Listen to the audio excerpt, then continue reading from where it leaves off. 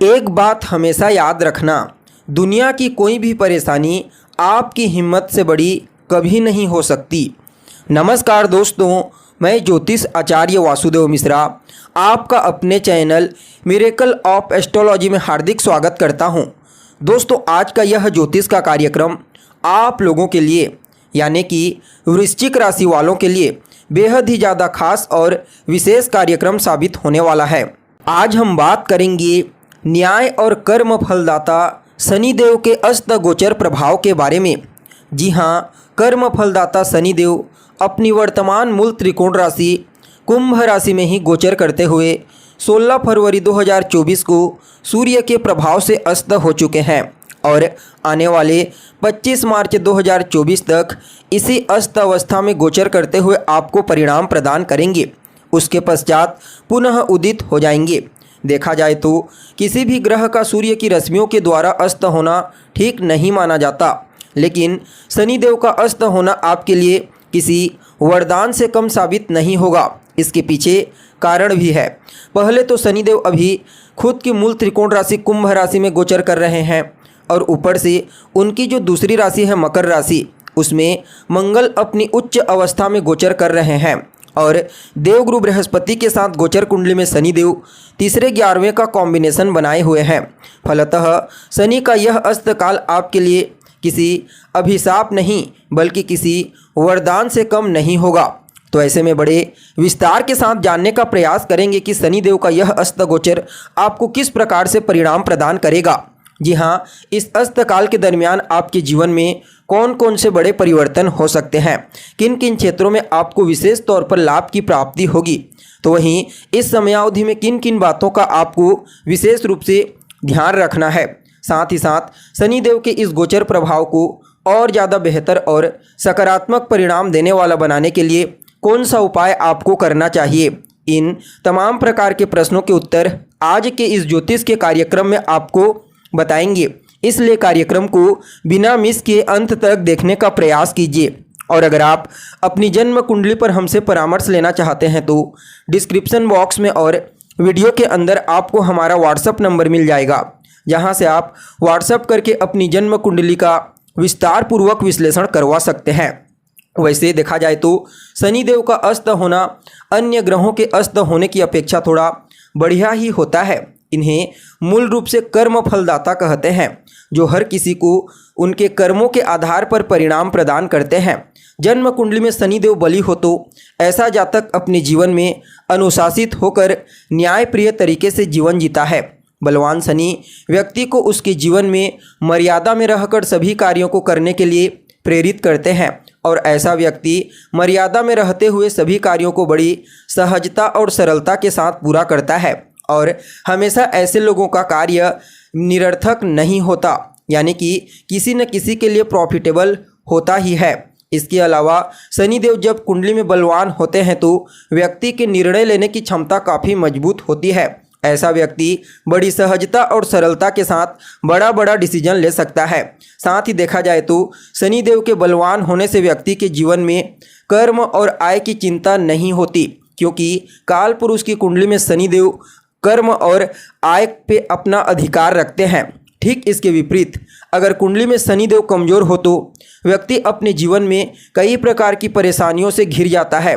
शनिदेव के कमजोर होने की वजह से व्यक्ति को उसके जीवन में बहुत ज़्यादा स्ट्रगल करना पड़ता है।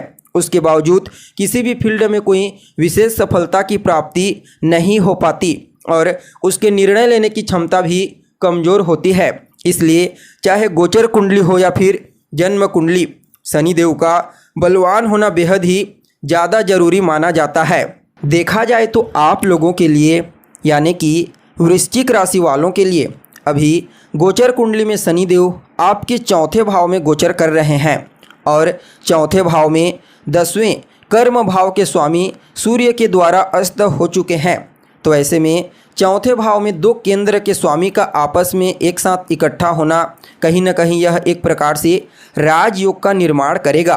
देखिए, चौथा स्थान किस चीज़ का होता है, तो चौथा स्थान हमारी रेजिडेंट का होता है, हमारे परिवार का होता है, मन की शांति का होता है। तो ऐसे में कहीं ना कहीं सूर्य और शनि जैसे दो पाप और क्रूर ग्रहों का एक साथ चौथे भाव में इकट्ठा होना इन चीज़ों में तनाव का कारण बनेंगे। जी हाँ, इस समयावधि में आपको मानसिक चिंता, तनाव और टेंशन की स्थिति देखने को मिलेगी। कहीं न कहीं भौतिक सुख सुविधाओं को लेकर के आप चिंतित रहेंगे। माता के साथ भी आपके रिश्तों में काफ़ी हद तक तनाव उत्पन्न हो सकती है। आपकी माता की सेहत पर भी इसका थोड़ा नेगेटिव इफेक्ट देखने को मिलेगा। इस समय जितना ज़्यादा हो सके आप अपनी वाणी पर नियंत्रण करने का प्रयास कीजिए, अन्यथा घर में पारिवारिक जीवन में कलह क्लेश की स्थिति उत्पन्न हो सकती है। हालांकि जो लोग नौकरी करते हैं और ट्रांसफ़र चाह रहे थे उनका ट्रांसफ़र अवश्य होगा, लेकिन कुछ ऐसे भी लोग होंगे जिनका ट्रांसफ़र उनकी इच्छा के विरुद्ध होगा, तो ऐसे में परेशानी जस की तस बनी रहेगी। हालांकि जो लोग ज़मीन मकान से संबंधित कार्य करते हैं उनके लिए समय को थोड़ा बहुत ठीक ठाक कहा जा सकता है, उनके सेल में वृद्धि होगी। अब आपके मन में यह सवाल आएगा कि शुरू में तो आपने कहा था कि जब मंगल और शनि अस्त होते हैं तो ज़मीन जायदाद से संबंधित कार्य नहीं करना चाहिए। बिल्कुल ऐसा ही कहा गया था, लेकिन यहाँ पर वृश्चिक राशि को आप एक अपवाद के तौर पर कह सकते हैं कि इसके लिए यह जो चीज़ है अच्छा रहेगा, बाकी अन्य के ऊपर ठीक नहीं रहेगा। अभी आपके ऊपर शनि की ढैया चल रही है और शनिदेव ढैया के दौरान अस्त हो रहे हैं, तो आपको लाभ देंगे। कुछ हद तक शनिदेव के जो रेस्ट्रिक्टिव प्रभाव हैं यानी कि नेगेटिव प्रभाव, वह आपको कुछ हद तक कम मिलेगा। वहीं चौथे भाव में दो पाप ग्रहों का होना पहले भी बताया जा चुका है कि आपको मानसिक रूप से चिंतित करेगा, मन में दुख देखने को मिलेगा और पारिवारिक जीवन में भी वाद विवाद होने की संभावना है। देखा जाए तो सूर्य और शनि ये दोनों अच्छे ग्रह होते हैं, क्योंकि एक सफलता और एक कर्म का ग्रह होता है। तो जब दोनों इकट्ठे होते हैं तो कार्य में संघर्ष और स्ट्रगल के पश्चात सफलता की प्राप्ति होती है। और अभी वर्तमान समय में देखा जाए तो तीसरे भाव में मंगल अपनी उच्च राशि में गोचर कर रहे हैं, तो यह तो भी बड़ी स्पष्टता के साथ देखने को मिल रही है कि आपके अंदर पराक्रम, ऊर्जा, साहस भी अभी ज़बरदस्त मात्रा में है और आप मेहनत भी कर रहे हैं। तो फिर इन चीज़ों से ज़्यादा घबराने की आवश्यकता नहीं है। हालांकि कुछ चीज़ों में आपको सावधानी बरतने की ज़रूरत पड़ेगी। अगर आप ट्रैवल करना चाहते हैं तो आपका ट्रैवल हो सकता है, बिजनेस ट्रिप पर जाना चाहते हैं तो जा सकते हैं, ट्रांसफ़र भी होने की प्रबल संभावना है। यहाँ पर आपकी राशि के स्वामी मंगल भी आपके लिए ट्रांसफ़र का योग बना रहे हैं और ये दोनों की युति, सूर्य और शनि की युति चौथे भाव में, यह भी ट्रांसफ़र का योग बना रहे हैं। तो ऐसे में आप अपने रेजिडेंट अपने घर से दूर जा सकते हैं। स्थान परिवर्तन निश्चित तौर पर इस समय देखने को मिलेगा। अगर आप कोई नया बिजनेस व्यापार शुरू करना चाहते हैं तो डेफिनेटली रूप से कर सकते हैं। कार्य क्षेत्र में कुछ बदलाव आपको देखने को मिलेगा और इस समय को उन लोगों के लिए और ज़्यादा बेहतर कहा जा सकता है जो विदेश जाने के लिए प्रयत्नशील हैं। जी हाँ, अगर आप विदेशी कंपनियों के साथ जुड़ करके कोई कार्य करना चाहते हैं, विदेश में जा कर के पढ़ाई करना चाहते हैं, तो निश्चित तौर पर यह समय आपके लिए अनुकूल साबित होगा।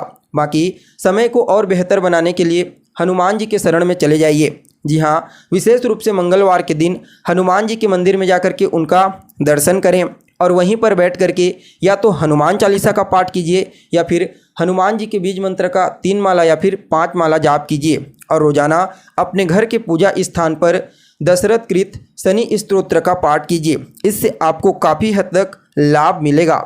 तो दोस्तों, हमें उम्मीद है जानकारी आपको पसंद आई होगी। फिर मिलते हैं एक नए और ताज़ा एपिसोड में। तब तक के लिए आप हमें इजाज़त दीजिए। नमस्कार।